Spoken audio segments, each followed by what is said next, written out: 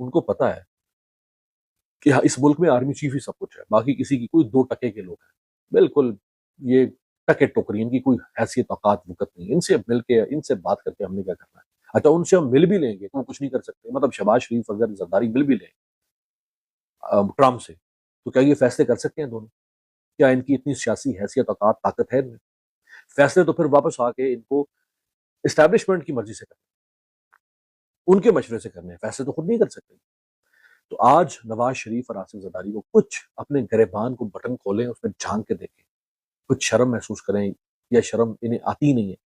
बेशर्मी की इतनी इंतहा हो चुकी है। ट्रैक रिकॉर्ड हमारा ऐसा है ना, तो उसकी वजह से लोगों को एक धड़का सा तो लगा रहता है कि हम बार बार देखते हैं कि हम अमेरिका के मुख्तलिफ जंगों में इत्तेहादी बन जाते रहे हैं। तो उस ट्रैक रिकॉर्ड की वजह से जहन में ये खदशात तो बहरहाल पनपते हैं कि जी कहीं ऐसा तो नहीं कि हम वाकई किसी नई जंग का हिस्सा बनने जा रहे हैं। तो इस वजह से लोग इसको एक ज़ाहिर मशकूक अंदाज से भी देख रहे होते हैं। तो मेरा ख्याल है कि इसके ऊपर एक क्लैरिटी से भी मौक़िफ़ आ जाना चाहिए। और बाकी जैसे मैंने कल भी ये बात कही थी कि फौरन इसमें मुलाकात में जो कुछ तय पाया है वो आपको फौरन से ना पता चलेगा ना नजर आएगा, बल्कि इसके असरात नजर आने में 2-4 हफ्ते लगेंगे। फिर आपको नजर आने लगेगा कि क्या चीजें हुई इसमें तय। ये जो ईरान के बारे में बात हुई है, जो जिसका उसने खुद एतराफ किया है, कश्मीर के बारे में बात का इजहार नहीं किया गया अभी तक उसमें, और तजारत की बात उसने की है। अब क्या पाकिस्तान की आर्मी चीफ का काम है कि वो मैशत के ऊपर बात करेगा किसी मुल्क के सदर के साथ? ये तो किसी भी मुल्क के आर्मी चीफ का कोई काम नहीं है ना। बाकी इस हद तक काम कहाँ चलेंगे? क्या मुल्क है ये? या जमहूरियत है, अमरीत है, हाइब्रिड? या तो यार हाइब्रिड सिस्टम की भी इंतहा ये होती है। हाइब्रिड कहते हैं मिक्सचर को, मसलन तेल और डीजल मिक्स हो जाए या पेट्रोल और पानी मिक्स हो जाए तो कहेंगे जी हाइब्रिड को सिस्टम होता है।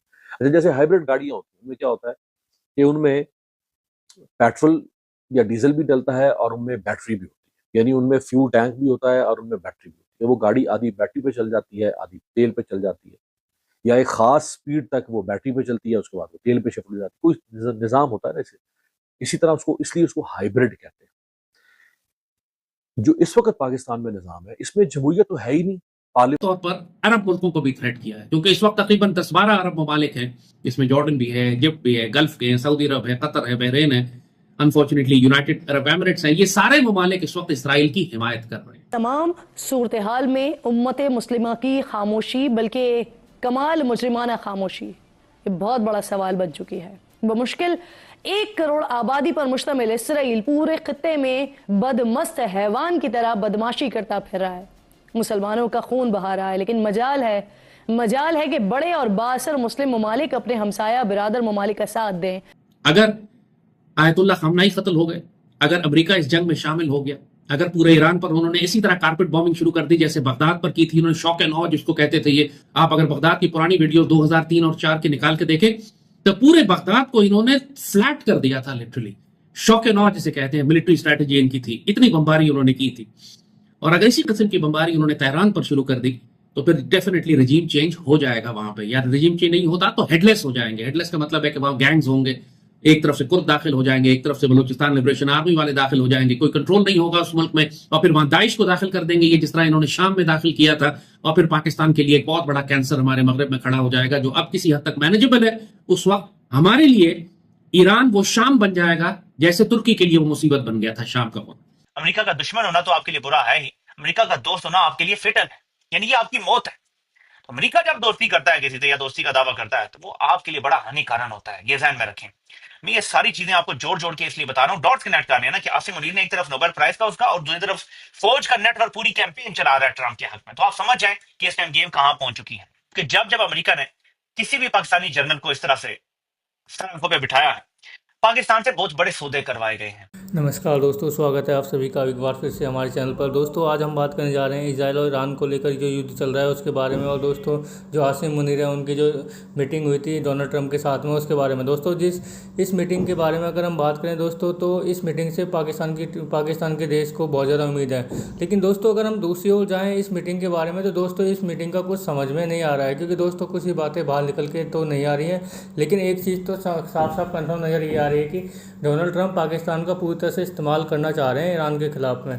और ये सब खबरें दोस्तों पाकिस्तान की मीडिया के द्वारा ही आ रही है, क्योंकि जिस तरह से डोनाल्ड ट्रंप ने पाकिस्तान के लिए अपना प्यार व्यक्त किया है और उसके बाद में उन्होंने कहा है कि मैं पाकिस्तान से बहुत प्यार करता हूँ, तो इससे साफ साफ ये लगता है कि क्योंकि जिस देश का जो सबसे बड़ा दुश्मन है उसामा बिन लादेन, वो उसके देश में पकड़ा गया है और उसके बाद में वहाँ का जो राष्ट्रपति है जो वो ये बोल रहा है कि मैं इस देश से प्यार करता हूँ। तो इसके पीछे कुछ में दाल में कुछ ना कुछ काला ज़रूर है दोस्तों, क्योंकि दोस्तों अभी तक सामने तो नहीं आई ये बातें, लेकिन हो सकता है जो ईरान और इजराइल का युद्ध चल रहा है उसमें पाकिस्तान को वो ईरान के खिलाफ इस्तेमाल करना चाह रहे हैं। तो दोस्तों इसमें देखने वाली बात ये होगी कि किस तरह से ईरान का जो सपोर्ट करता है पाकिस्तान या नहीं, क्योंकि दोस्तों अगर ईरान का सपोर्ट नहीं करेगा तो ये मुस्लिम देशों के ऊपर ये धब्बा बन जाएगा पाकिस्तान, और वहीं अगर ये सपोर्ट करता है तो अमेरिका का दुश्मन बन जाएगा। तो दोस्तों इसमें देखने वाली बात होगी कि आगे क्या होता है इस युद्ध में और कौन किसका साथ देता है। तो दोस्तों आगे देखते हैं वीडियो के माध्यम से क्या होता है।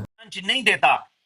ट्रंप ने प्रोटोकॉल की अगेंस्ट जाके अगर आसिम मुनीर से मुलाकात किया तो कुछ बहुत बड़ा मांगा, मामूली चीज नहीं मांगी, कुछ बहुत बड़ा मांगा है और आसिम मुनीर ये इनकार करने की जरूरत नहीं कर सकता। हम में से कोई भी नहीं बचेगा, ठीक है, हम सब जानते हैं। अगला टारगेट इजराइल आप क्या समझते हैं क्या करने वाला है, या क्या उसका प्लान होगा? Ayatollah Khamenei. नहीं, अगला टारगेट आयतुल्लाह खामनेई खुदा ना खास्ता हो सकता है।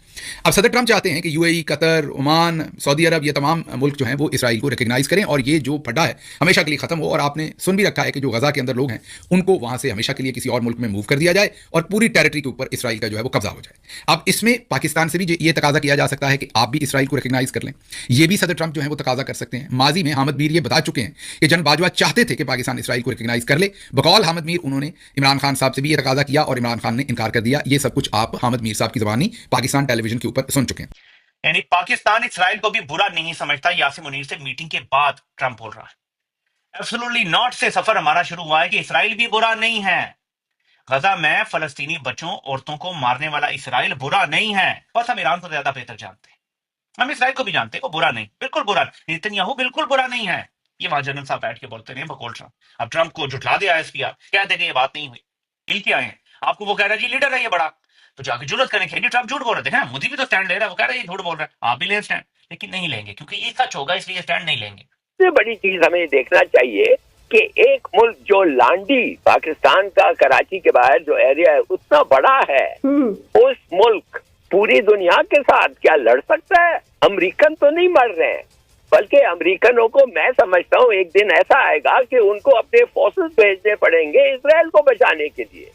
तो वो कह चुके हैं ना कि हम भेजेंगे, उन्होंने कब वो कब पीछे हटे। जैसा कि आपने देखा दोस्तों वीडियो के माध्यम से किस तरह से पाकिस्तान की जो मीडिया है वो इस मीटिंग का काफ़ी ज़्यादा फ़ायदा उठाने की कोशिश कर रही है और भारत को टारगेट करने की भी कोशिश कर रही है कि भारत को नहीं बुलाया गया और हमें बुलाया गया। लेकिन दोस्तों दूसरी ओर अगर देखा जाए तो भारत के प्रधानमंत्री मोदी को भी इन्वाइट किया गया था और उनसे तो 35 मिनट तक फ़ोन पर कॉल बात की है, जिसके लिए ट्रंप 35 मिनट तक उनसे बात करते रहे। और उसके बाद में दोस्तों ट्रंप की उन्होंने नहीं सुनी है और कहा गया है कि सामने से कि आपने कोई मरिस्ता नहीं कराई है, जिसमें दोस्तों अभी तक जो खबरें आ रही हैं कि डोनाल्ड ट्रंप जो हमेशा से कहते आए थे कि मैंने सीज़ फायर कराया, लेकिन दोस्तों अब वो शायद इस बात को कहना बंद कर देंगे। लेकिन अभी डोनाल्ड ट्रंप जो है वो दोस्तों अलग ही तरीके के आदमी है। वो कभी इस तराजू के उस पल्ले में घुस जाते हैं, कभी उस पल्ले में घुस जाते हैं। वो सब कुछ ये चाहते हैं कि मुझे सब कुछ मैं ही कर दूँ, ये भी मैं कर दूँ, वो भी मैं कर दूँ। वहीं दूसरी ओर दोस्तों डोनाल्ड ट्रंप का इस टाइम सबसे बड़ा जो मुख्य मोटिव ये है कि उन्हें कैसे भी करके शांति नोबेल प्राइज़ मिल जाए, जिससे